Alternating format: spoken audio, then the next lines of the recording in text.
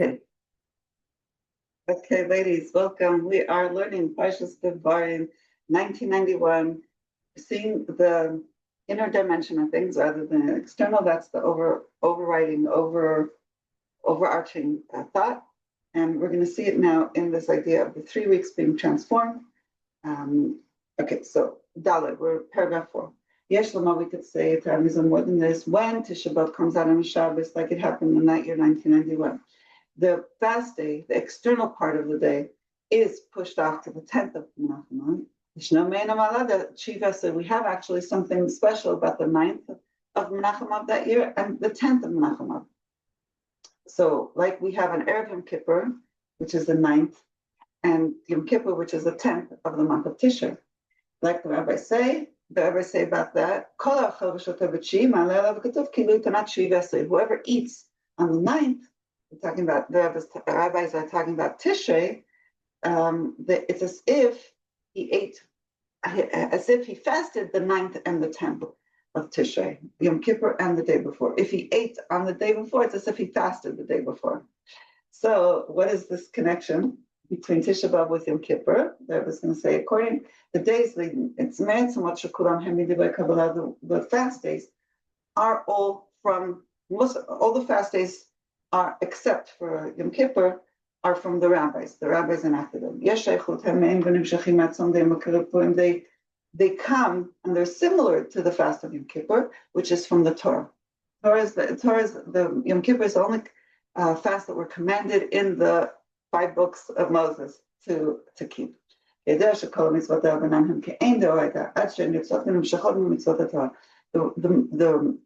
All the mitzvahs in general, including the fast days that were enacted by the rabbis, so all the mitzvahs that are enacted by the rabbis are similar to the biblical commandments. They're drawn out from the mitzvahs of the Torah, and they're similar to them. So the fast of Tisha B'Av is similar to the fast of Yom Kippur, but it's not biblical. It's from the rabbis. Now, from the 4 fast days that the rabbis have established, Tisha B'Av is the most like Yom Kippur. Why? En b'Tisha B'Av le'Yom Kippurim cholei Tisha B'Av le'lo kiyamot l'kol davar v'neshmashot shelo asur k'Yom Kippurim.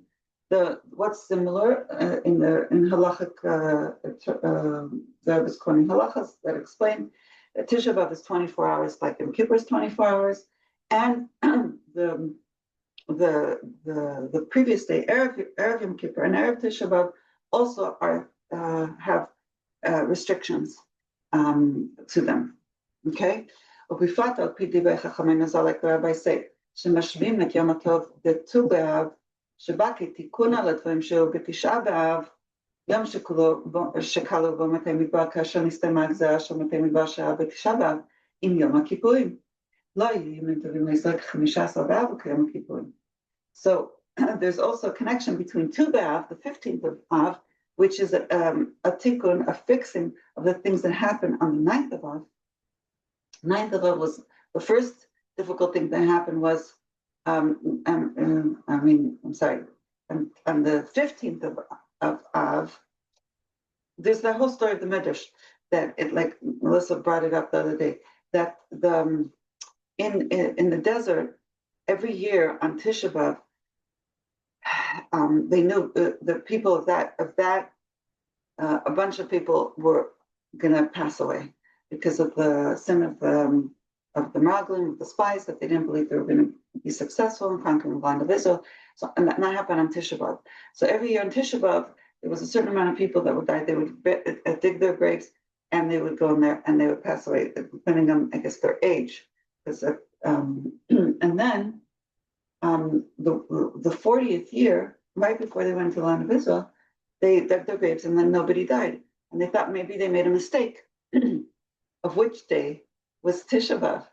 And by the 15th of Av, they saw the moon was full, they realized, no, the day Tisha B'Av passed and nobody passed away that year, that decree of every year on Tisha B'Av, some people dying, stopped. Okay? So Tu B'Av is like a celebration, it's a tikkun, it's a fixing of what happened on Tisha B'Av, the 15th of Av. So, and it says about there's a parallel that the rabbis make between Yom Kippur and the 15th of Av. They say, Lo hayu yomim tovim leYisrael k'chamisha b'Av u'k'Yom Kippur. There were never as good days for the Jewish people as the 15th of Av and Yom Kippur. So those are two auspicious, very happy days of something very holy. By the way, remember we learned yesterday, which is a very, very important point, that if a day is very intensely, let's say like Tisha B'Av, or a day of mourning, or a day of, it doesn't mean it's not holy. The holiness can be even stronger. It can be a very, very, very holy day. So if it's a day of mourning, it doesn't mean it's not holy. It could be more intensely holy. Okay, so Yom Kippur and the 15th of Menachem are considered very, very good days. They're very holy days, very auspicious days. But with Pnimiyut Eninim, let's dig deeper now that it says on the inner dimension of things. Godel ha'ilud tisha b'av, hazman delidat Mashiach, shabizman ha'galut ha'izeh be'elem, ba b'gilu b'chamisha asar b'av. What's so special about the 15th of Av?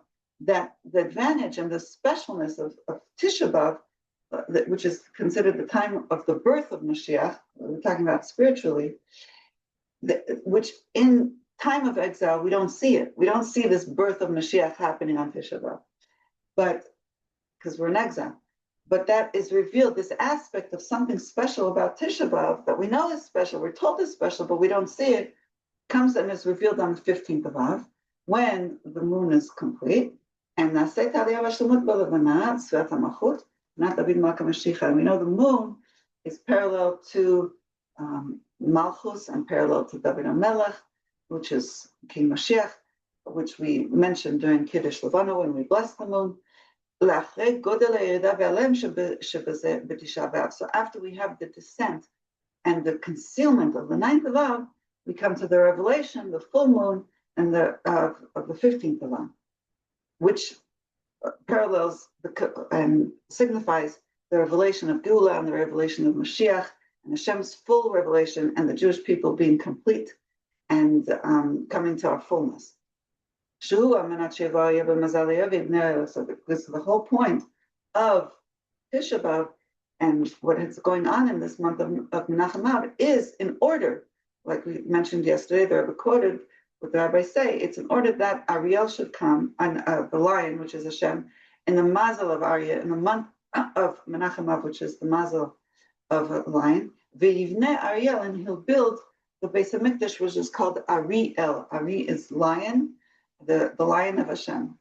So me'en gilui zeh yishno b'Shabbat b'Shar b'Av. So a little bit of this revelation of what will take place in the month of Av is happening on Shabbos that comes out on a Tisha B'Av. Where we don't see in a revealed way the fasting and the outer external parts of the fast day of Tisha B'Av. On Shabbos, Tisha B'Av, we only see the inner dimension of this holy, this auspicious time of the birth of Mashiach, which is called Tisha B'Av. So in a revealed way on a Shabbos Tisha B'Av, we only see the inner dimension of it, which is the birth of Mashiach aspect of it, of Tisha B'Av. And therefore also, therefore also the day of Tu B'Av, the 15th of Av, is so special, and we celebrate so much. Why? Because we ascended so high on Tu B'Av after we were in the level of Tisha B'Av and the concealment of Tisha B'Av.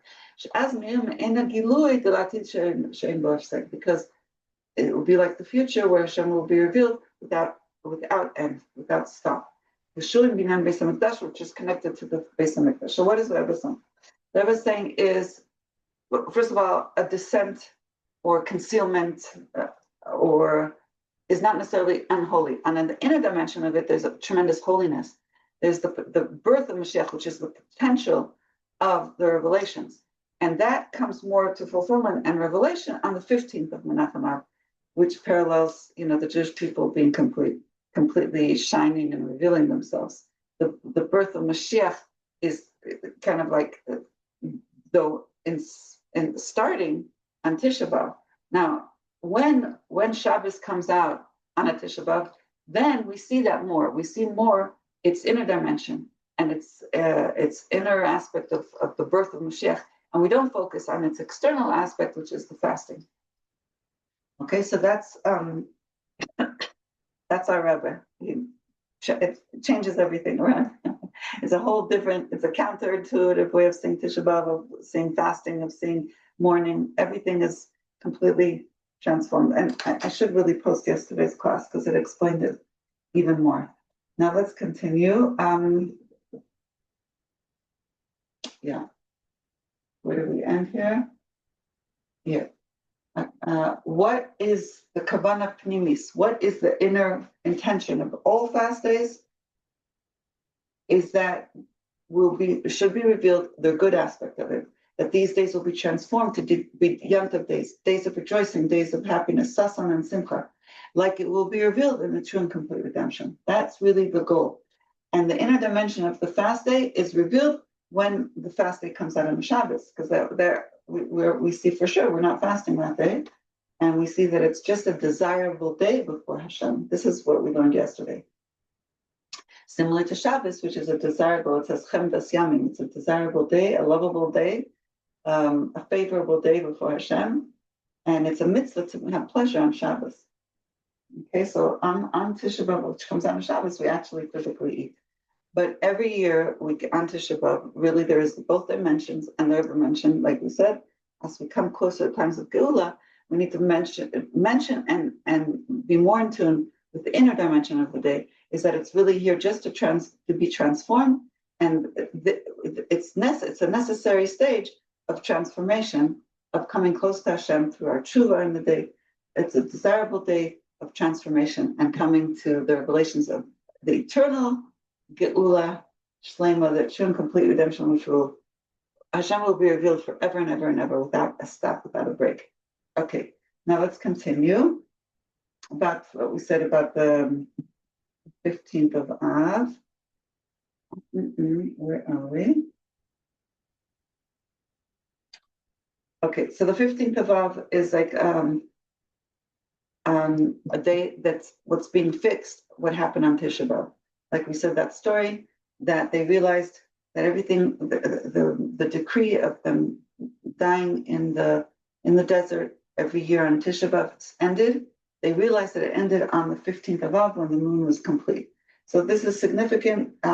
It's the day where we realize the tikkun of Tisha B'Av happened. Okay, so Tu B'Av is also it symbolizes the ascent of the Jewish people to being completed, being full, like we're like the moon, the Malchus and Mashiach, and so it symbolizes the Godel Aliyah, the great ascent that we have after the descent of Tisha B'Av.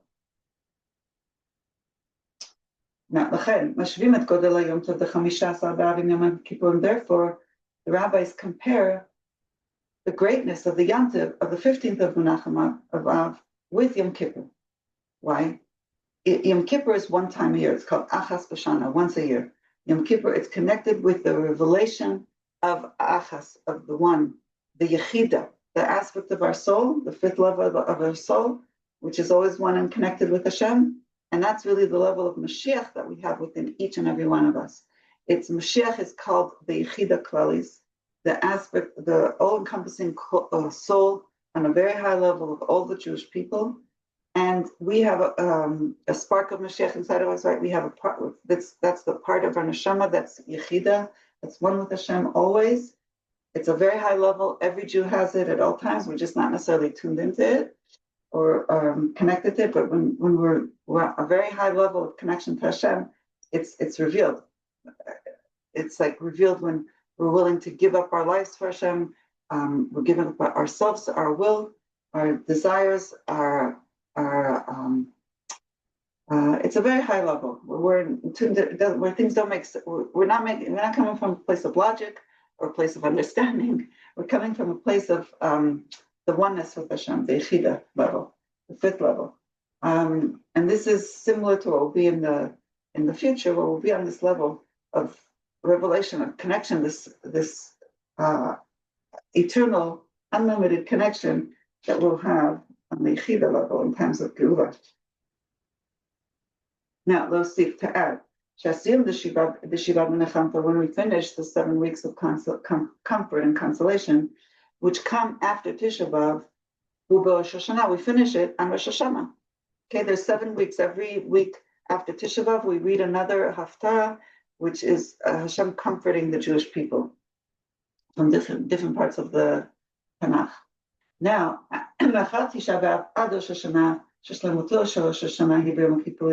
now, so really, the fullness of Rosh Hashanah is on Yom Kippur.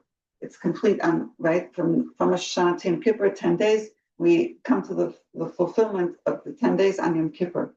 So we're starting, after Tisha B'Av, we start the 7 weeks of comfort, which culminate on Rosh Hashanah, and Rosh Hashanah culminates on Yom Kippur. So here we see another correlation and connection between Tisha B'Av and Yom Kippur. Okay, it says that Yom Kippur is the inner dimension of Rosh Hashanah. Yom Kippur is the Yom Chasunasa Zamatan Torah, is the marriage, called the marriage of the Jewish people, which is like the beginning of the Torah, which we know on Yom Kippur, the second luchos, the second tablets, it was the Matan Torah. Hashem gave us the second tablets, the final tablets, luchos achronas, it's called. They're also the end of the 40 days of Moshe Rabbeinu going up to the mountain, which started on the first day of Elul. After we had those 40 middle days between the 17th of Tammuz, where Moshe Rabbeinu came down the mountain, and then on Rosh Chodesh, so there's 40 days between Yud Zayin Tammuz, the 17th of Tammuz, where Moshe Rabbeinu came down from the mountain and went back up again on 40 days later on Rosh Chodesh Elul, the first day of Elul. So those 40 days included in them Tisha B'Av and Tu B'Av, the 15th of Elul. Whoever puts that in parentheses. So according to all this, so these time frames are very connected. Okay, if you want me to review it later, I can review it. Like what we said before, that on Shabbos Tisha B'Av, we're emphasizing on what's revealed, the inner good of the day, the Godel the Tisha B'Av, and the greatness of Tisha B'Av, similar to how these days will be transformed to days of rejoicing and gladness, the true and complete redemption. And it says, remember we learned this also, but when the Rebbe spoke about it on the 17th of Tammuz, which will also be, when it came out on Shabbos, the Rebbe said it also these days will be transformed. And he says that these yomtivs of the days of transformation, the days that we're mourning that will be transformed, will be bigger yomtivs than any of the other holidays, okay? That will completely outshine any of the other yomtivs. Will be like nothing compared to them. So something to look forward to, these amazing, exciting yomtivs. But when it comes out on the Shabbos, that aspect of it is being revealed more. So the Rebbe says we see that on Tisha B'Av, they're similar to this idea of what's revealed on Yom Kippur. But it's just that while we're in exile, we don't see how it's a great auspicious day of rejoicing. When Tisha B'Av comes out on a weekday, we don't see it. When it comes out on a Shabbos, we see it more. But when it comes out on a weekday, we're still in this, we don't see the inner dimension so much of the day, the transformation of the day, as much as when it comes out on the Shabbos. But with the teachings and learnings, we know, though, everyone wants us to connect.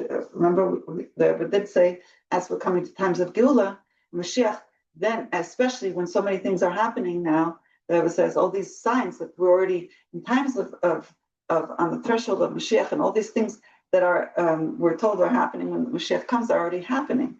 So therefore, at this time, we can already focus more and more and more on really the inner dimension of the day, that it's a day of will before Hashem, day of transformation, a day that's going to be transformed, and we don't have to focus and try really hard to be mourning and work hard to feel the pain and the suffering. That's not where we're holding right now. We're holding now that we're trying really hard to see how this day is a day of transformation, coming close to Hashem, a time of auspicious time to come close to Hashem.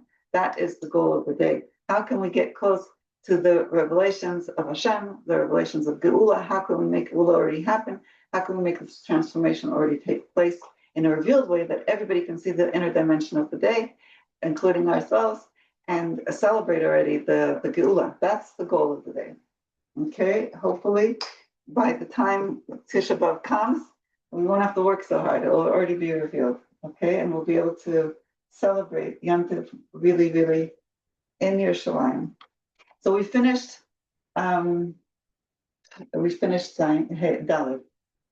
And with the way the world is moving around so quickly and things in the world happening so fast, it's very, very, it's possible. It's not like it's impossible for Mashiach. I remember when I told you this many times, when I was a little girl, we were told Mashiach's coming. I was like, how is that possible? There's so many dictators around Israel trying to destroy the land of Israel and destroy the Jewish people. When I was growing up, there was not this dialogue in Pak, and Israel was not as strong as it is now. And the Jewish people weren't out speaking out, and the people who were tuned into Hashem were very much in the minority. Now we see all people, religious, not religious, they're all tuning into the Bais Hamikdash to Hashem. They're wearing Bais Hamikdash pins. I don't know if you saw. People are not observant. They're wearing Bais Hamikdash pins.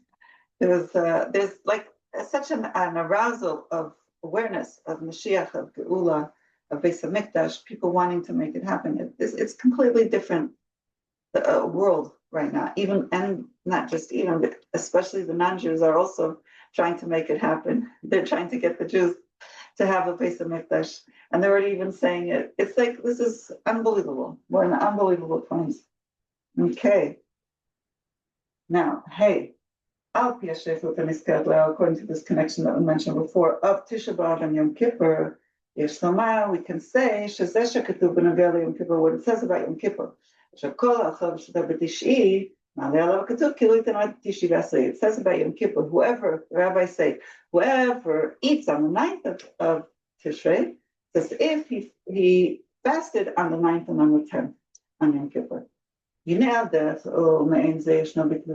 similar to that, we have this year, the Rebbe says that in 1991, when Tisha B'Av comes out on the Shabbos, then because whoever's eating on the 9th, which is Tisha B'Av, because we have a mitzvah to have pleasure on Shabbos, and the Rebbe mentioned not only to eat and have pleasure, but to eat extra, to have extra pleasurable things to show that we're not mourning on Tisha B'Av that comes out on Shabbos.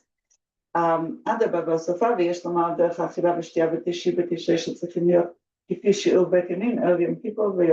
Rebbe says, really, on a year that Tisha B'Av comes out on Shabbos, we should eat like 2 days, like Erev Yom Kippur and Yom Kippur. We're supposed to eat the Erev Yom Kippur, the day before Yom Kippur, the same as for 2 days of food. Hashem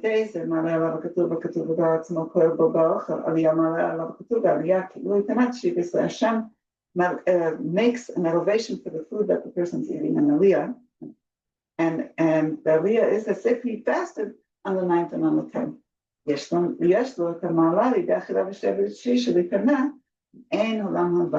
So when you're eating on the 9th,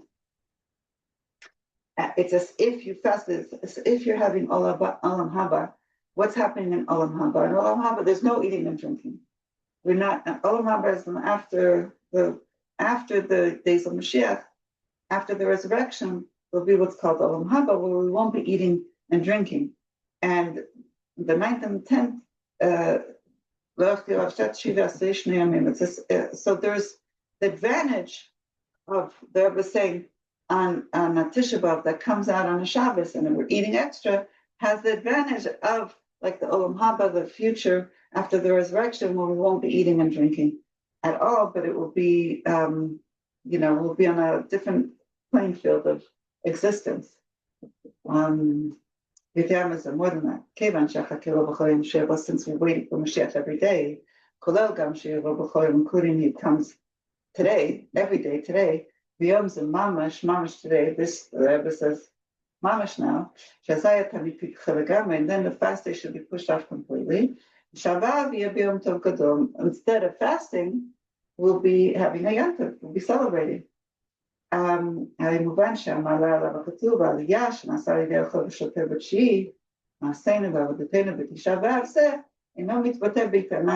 שהיא בעשרי שעה, אז תהיה אכילה ושתייה גם בעשרי באב, ובאכילה ושתייה תהיה מנה גדולה ביותר, ובפרט שבפשטות יהיה זה קשור גם עם חנוכת בית המקדש השישי. So the Rebbe was saying that year, he's speaking on Shabbos Tisha B'Av. He said this Shabbos, we should go directly into Geula, and we won't have to fast on Tisha B'Av.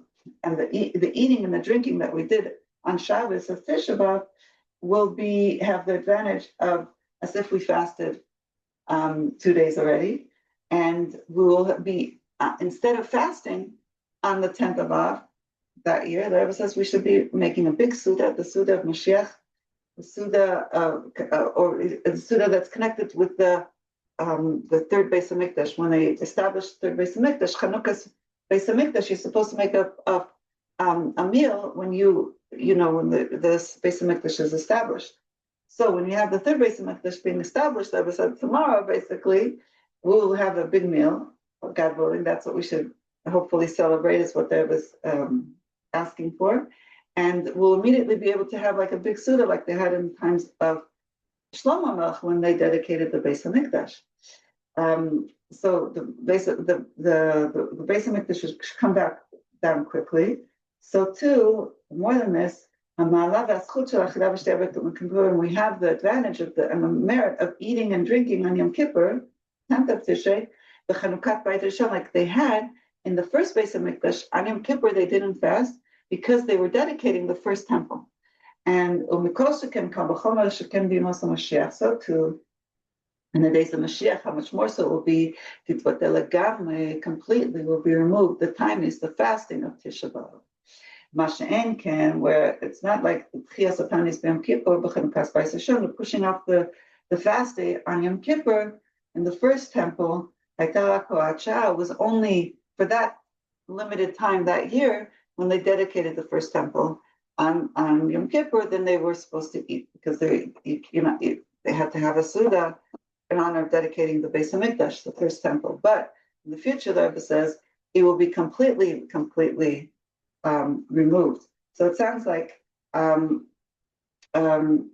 talking about the time is the fast of Tisha B'Av will be completely removed in the future times of Mashiach completely. Ulosif should be on this year that there was back in 1991. Where everybody's eating and drinking on the 9th of Av, which is supposed to be a fast day, but it's not because it's on Shabbos. The 10th of Av comes out on a Sunday, the first day of the week.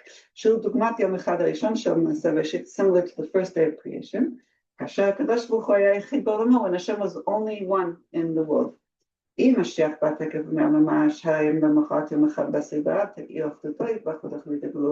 says if Mashiach will come immediately, then tomorrow, the first day of the Sunday, the 10th of Av, what will shine? The oneness of Hashem in complete revelation, similar to the revelation of Hashem once a year on the 10th of Tishrei. That's Yom Kippur, is called the one day of the year where Hashem is revealed on a very high level. Our Yechida level is revealed, which is connected to the Yechida of above. Our spirit, the highest spiritual level of our soul, is being revealed and connected to the oneness of Hashem. That's happening on Yom Kippur. Like it says in the future, Hashem will be king over the whole land, the whole world. Hashem will be one, and His name will be one. Echad. It's connected. The 10th of the month is connected with the idea of 10th. 10th is dedicated to holiness. Kodesh mila begame. Kodesh. There's a thing that we're supposed to dedicate the 10th and make it holy. So there's a mitzvah like giving the 10th animal, a kosher animal, if a person has, dedicating the 10th one out of 10, and they count 10, and then the 10th one is dedicated to Hashem, to the Bais Hamikdash. So there's an aspect of 10 that's very holy, and so the Rebbe says we're going that year they were going straight from Tisha B'Av into the 10th of Av. The Rebbe says it's very connected. The 10th of Menachem Av that year is if Mashiach comes that year, it will be revealed the high idea of 10th, and the whole idea of 10 That's revealed on Yom Kippur already. So Rebbe was connecting the 10th of that month of Nachmav to the 10th of the month of Tishrei, which is Yom Kippur, which is the revelation of the oneness of Hashem, a high level of Hashem in the world. Okay, ladies, should we stop here? Or should we're almost at 8:30. Today is Tuesday, Wednesday, Thursday. We could finish in the next 2 days. We're trying to finish before Friday, this sicha. Should we stop here? Yeah, let's stop here. Okay. Okay. I have a question though. Can we Yeah. take the recording off? Yes. Can we for bang on that also? Okay. Like, saying, like, explain. I have a question about it. Sean.